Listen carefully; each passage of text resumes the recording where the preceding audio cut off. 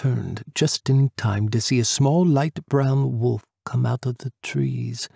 His soft fur shimmered gold with amber undertones in the light of the moon. I watched as he lifted his muzzle to the sky and gazed at the same moon I'd been staring at moments before. He was as beautiful in his wolf form as his scent, and I found myself drawn to him. I began walking toward him as he shifted with his back to me, bending down and reaching for something behind a tree trunk.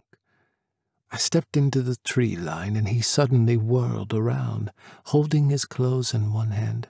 His eyes widened as he saw me, and only a moment later, he was on one knee in front of me, head bowed. "Sire, I didn't know anyone was out. Forgive me for not seeing you there. I should have paid more attention," he said to the ground. My head swam, and I realized I was still 3 sheets to the wind as I looked at the top of his head. He was slender for a man, much smaller than myself, with narrower shoulders, and at this angle I could have counted the vertebrae in his bowed back if I'd been sober enough to do it. I found myself suddenly desperate to see his face. I was tired of being treated like a prince, everyone scraping and bowing to me everywhere I went. I hated it.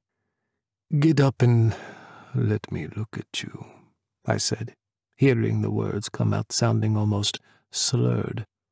The man raised his head, and I found myself looking down at the most alluring amber eyes I'd ever seen. They were familiar to me. He stood, appearing nervous when he got to his feet. Once I got a really good look at him, I realized I had seen him before. Up this close, his features seemed to swim before me, and I reached out, grabbing for a tree trunk. I stumbled as I nearly tripped, but he was there instantly, holding onto my waist and helping to steady me on my feet again. A delectable scent of perspiration and sage hit my nostrils, and I realized I'd smelled that before. My mind went back to the scene that had played out in my foyer earlier that day. Was it today? I couldn't seem to string 2 thoughts together. I did remember something about a brief conversation we'd had, but couldn't recall the details. "Your Highness, Prince Castor, let me help you back into the house," the lovely young man said. I dropped my nose into the man's curls and inhaled, breathing in the slightly pungent odor, a clear sign that he'd been on quite a long run.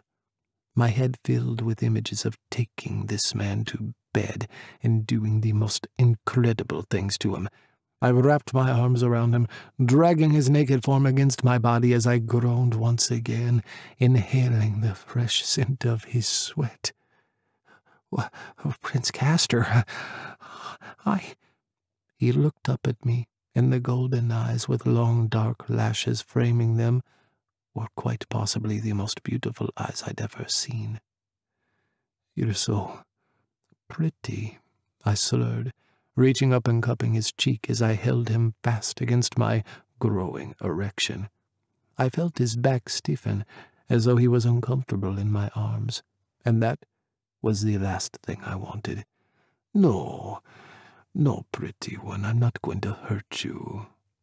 "Prince Castor, Your Royal Highness, I shook my head and cut off whatever he was going to say, as I lowered my mouth and began kissing him. When he squeaked, I smiled against his sweet mouth and turned him until his back hit the tree beside us. He let out the most adorable little oomp into my mouth, and then my tongue was inside, and I was tasting the sweetest, most delicious man I'd ever tasted in my entire life.